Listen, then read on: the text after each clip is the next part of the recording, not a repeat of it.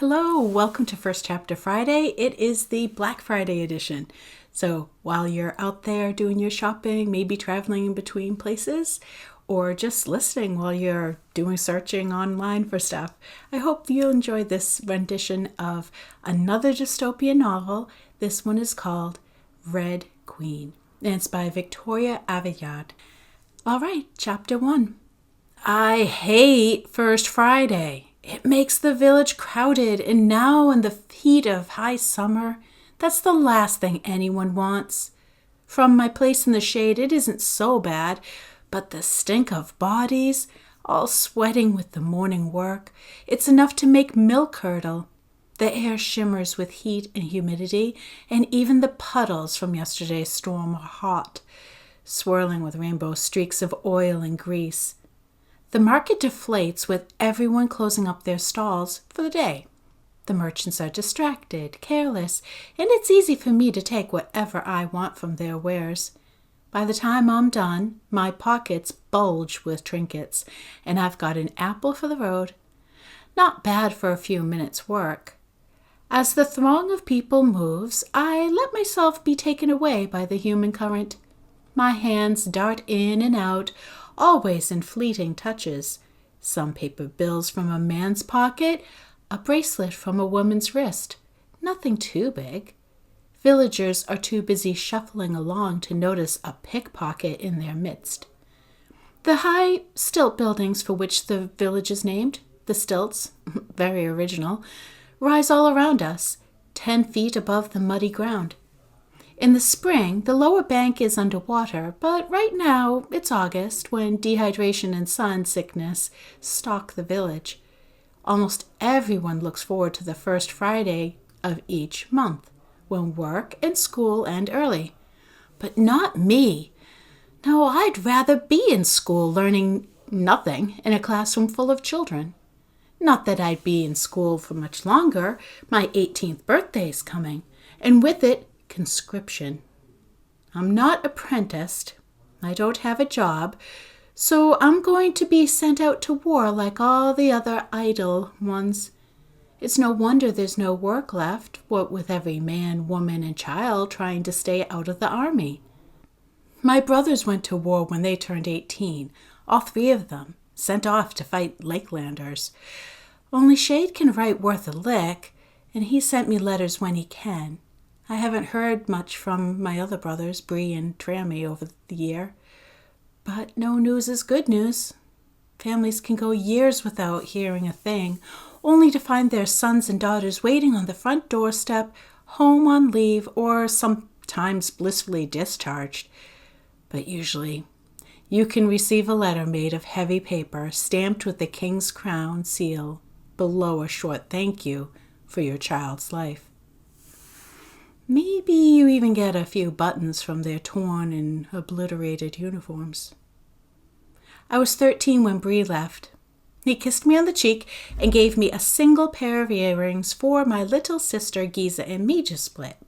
They were dangly glass beads, the hazy pink color of sunset. We pierced our ears ourselves that night. Trammy and Shade kept up the tradition when they went. Now Giza and I have 1 ear each set, with 3 tiny stones to remind us of our brothers fighting somewhere. I didn't really believe they'd have to go, not until the Legionnaire in his polished armor showed up and took them away, one after another. And in this fall they'll come for me. I've already started saving and stealing to buy Giza some earrings when I go. Don't think about it. That's what Mom always says, about the army, about my brothers, about everything. Great advice, Mom. Down the street at the crossing of Mill and Marcher roads, the crowd thickens and more villagers join the current. A gang of kids, little thieves in training, flutters through the fray with sticky, searching fingers. They're too young to be good at it, and security officers are quick to intervene. Usually the kids would be sent to the stocks or to jail at the outpost, but officers want to see First Friday. They settle for giving the ringleaders a few harsh knocks before letting them go. Small mercies. The tiniest pressure at my waist makes me spin. Acting on instinct, I grab at the hand foolish enough to pickpocket me, squeezing it tight so the little imp won't be able to run away. But instead of seeing a scrawny kid, I find myself staring up at a smirking face. Kalorn Warren, a fisherman's apprentice, a war orphan, and probably my only real friend. We used to beat each other up as children, but now that we're older, and he's a foot taller than me, I try to avoid scuffles. He has his uses, I suppose. Reaching high shelves, for example. You're getting faster, he chuckles, shaking off my grip. Or you're getting slower. He rolls his eyes and snatches the apple out of my hand. Are we waiting for Giza? He asks, taking a bite of the fruit. She has a pass for the day, working.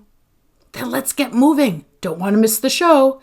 And what a tragedy that would be. Tis, mare, he teases, shaking a finger at me. This is supposed to be fun.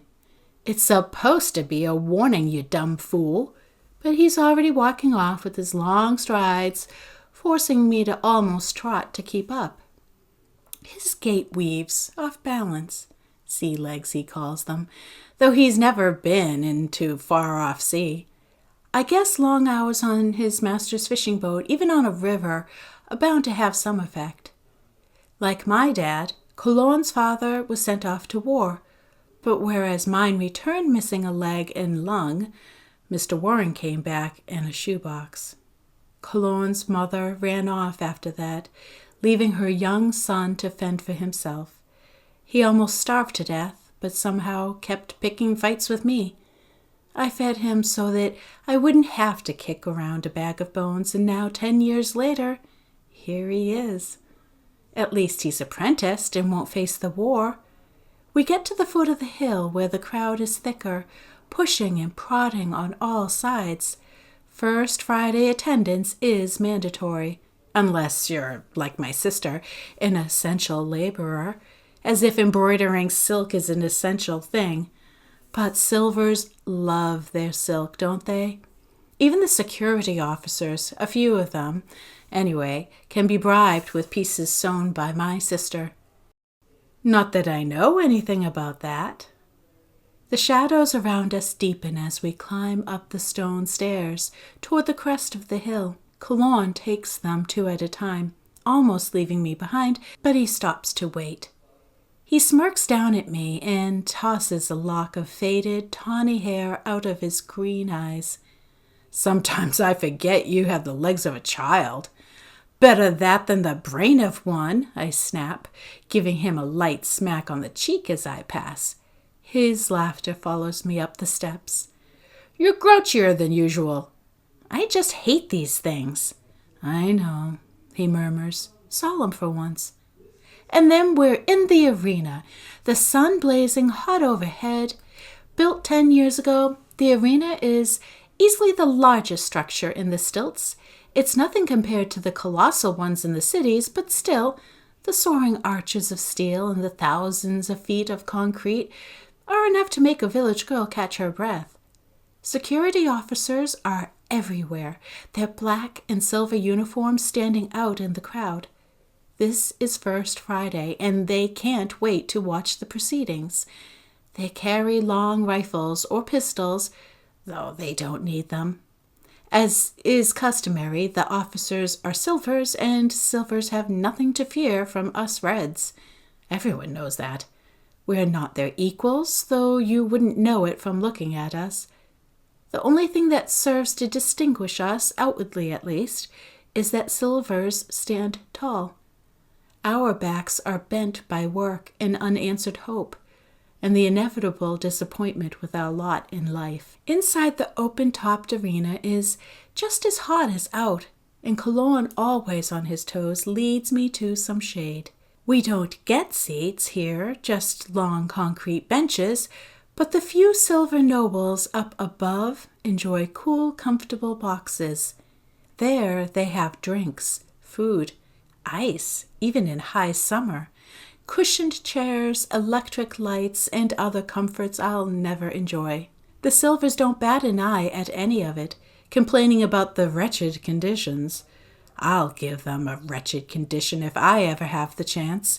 All we get are hard benches and a few screechy video screens, almost too bright and too noisy to stand.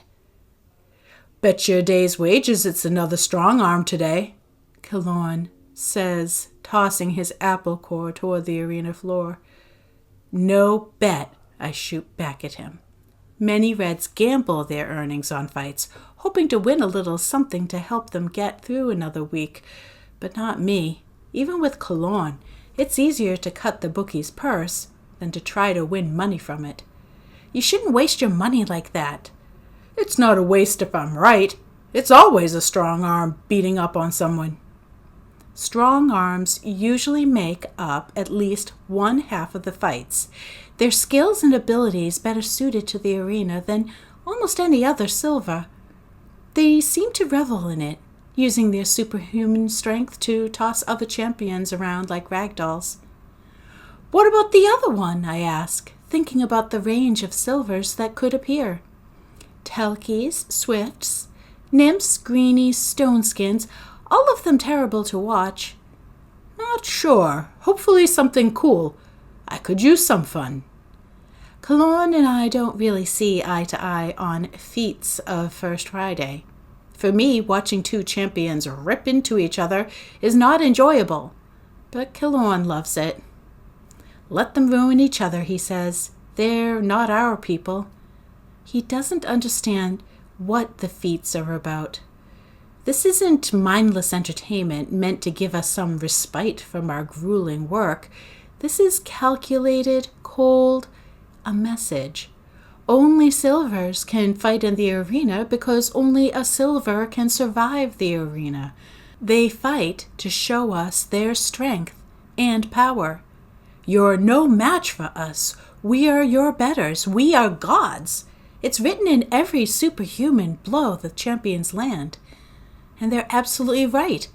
Last month, I watched a Swift battle a Telkie, and though a Swift could move faster than the eye could see, the Telkie stopped him cold. With just the power of his mind, he lifted the other fighter right off the ground. The Swift started to choke. I think the Telkie had some invisible grip on his throat. When the Swift's face turned blue, they called the match. Killorn cheered. He'd bet on the Telkie. Ladies and gentlemen, Silvers and Reds, welcome to the First Friday, the Feat of August. The announcer's voice echoes around the arena, magnified by the walls. He sounds bored as usual, and I don't blame him. Once, the feats were not matches at all, but executions.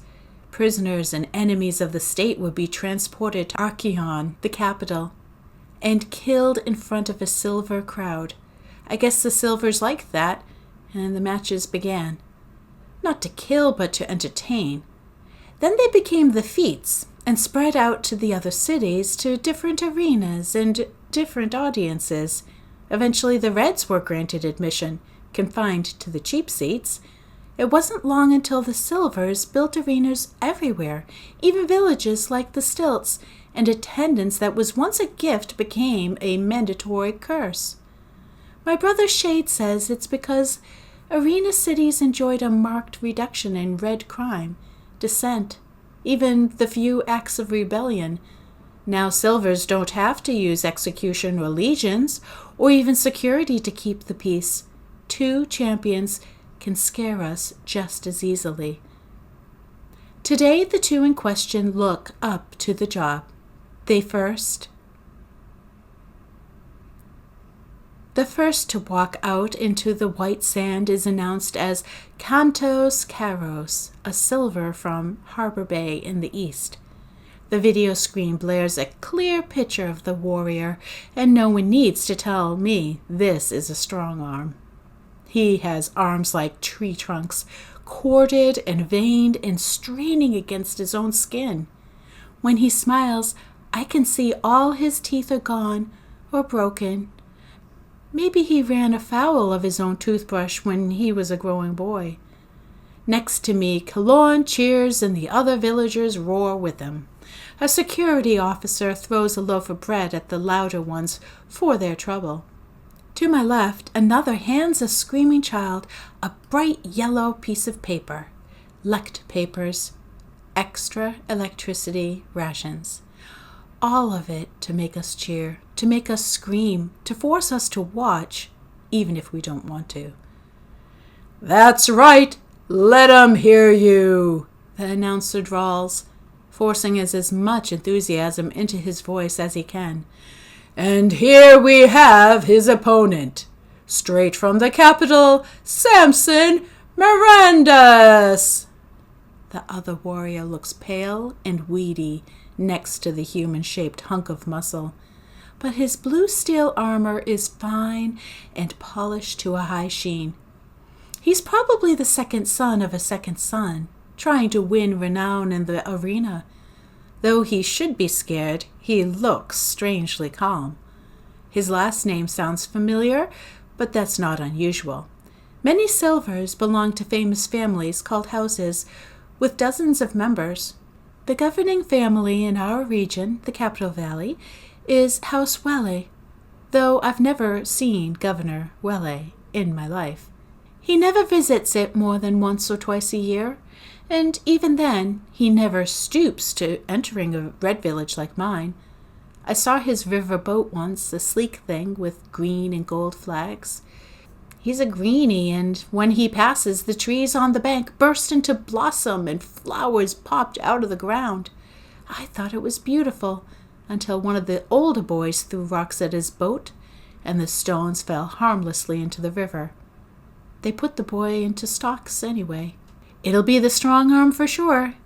Kalorn frowns at the small champion. "How do you know?" "What's Samson's power?" "Who cares? He's still gonna lose," I scoff, settling in to watch. The usual call rings out over the arena. Many rise to their feet, eager to watch, but I stay seated in silent protest. As calm as I might look, anger boils in my skin. Anger and jealousy. "We're gods," echoes in my head. "Champions, set your feet." They do, digging in their heels on opposite sides of the arena. Guns aren't allowed in the arena fights, so Kantos draws a short, wide sword. I doubt he'll need it. Samson produces no weapons, his fingers merely twitching by his side. A low humming electric tone runs through the arena. I hate this part. The sound vibrates in my teeth, in my bones, pulsing until I think something might shatter. It ends abruptly with a chirping chime. It begins. I exhale. It looks like a bloodbath right away. Kantos barrels forward like a bull, kicking up sand in his wake. Samson tries to dodge Kantos, using his shoulder to glide around the silver, but the strong arm is quick. He gets hold of Samson's leg and tosses him across the arena like he's made out of feathers. The subsequent cheers cover Samson's roar of pain as he collides with the cement wall, but it's written on his face. Before he can hope to stand, Kantos is over him, heaving him skyward. He hits the sand in a heap of what can only be broken bones, but somehow rises to his feet again. "Is he a punching bag?" Kalorn laughs. "Let him have it, Kantos!" Kalorn doesn't care about an extra loaf of bread or a few more minutes of electricity. That's not why he cheers. He honestly wants to see blood. Silver blood. Silver blood stained the arena. It doesn't matter that the blood is everything we aren't, everything we can't be, everything we want. He just needs to see it and trick himself into thinking that they're truly human, that they can be hurt and defeated. But I know better. Their blood is a threat, a warning, a promise. We're not the same and never will be. He's not disappointed. Even the box seats can see metallic, iridescent liquid dripping from Samson's mouth. It reflects the summer sun like a watery mirror, painting a river down his neck and onto his armor. This is the true division between silvers and reds. the color of our blood. This simple difference somehow makes them stronger, smarter, better than us. Samson spits, sending a sunburst of silver blood across the arena. 10 yards away, Kantos tightens his grip on the sword, ready to incapacitate Samson and end this. Poor fool, I mutter. It seems Kalorn is right. Nothing but a punching bag. Kantos pounds through the sand, sword held high, eyes on fire, and then he freezes mid-step, his armor clanking with sudden stop. From the middle of the arena, a bleeding warrior points at Kantos with a stare to break bone. Samson flicks his fingers, and Kantos walks perfectly in time with Samson's movements. His mouth falls open like he's gone slow or stupid. Like his mind is gone. I can't believe my eyes. A deathly quiet falls over the arena as we watch, not understanding the scene below us. Even Kalorn has nothing to say. A whisper, I breathe aloud. Never before have I seen one in the arena. I doubt anyone has. Whisperers are rare, dangerous, and powerful, even among the Silvers, even in the capital. The rumors about them vary, but it boils down to something simple and chilling. They can enter your head, read your thoughts, and control your mind. And this is exactly what Samson is doing, having whispered his way past Kantos' armor and muscle into his very brain, where there are no defenses. Kantos raises his sword, hands trembling. He's trying to fight Samson's power, but strong as he is, there is no fighting the enemy in his mind. Another twist of Samson's hand, and silver blood splashes across the sand as Kantos plunges his sword straight through his armor, into his flesh of his own stomach.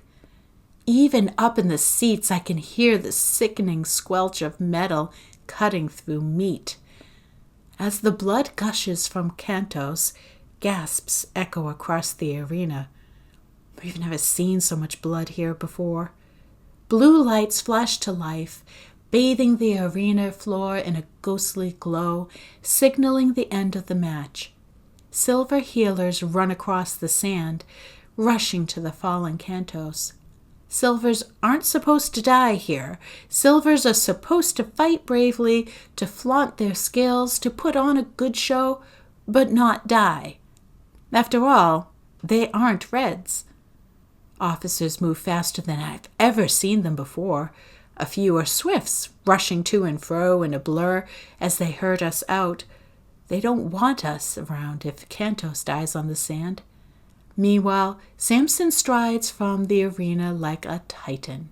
His gaze falls on Kantos' body, and I expect him to look apologetic. Instead, his face is blank, emotionless, and so cold. The match was nothing to him. We are nothing to him. In school, we learned about the worlds before ours, about the angels and the gods that live in the sky, ruling the earth with kind and loving hands. Some say those are just stories, but I don't believe that. The gods rule us still. They've come down from the stars, and they are no longer kind. So thank you for watching. I hope you had a lovely Thanksgiving and that you have a wonderful Good Friday. A wonderful Black Friday. Take care now. See you next Friday.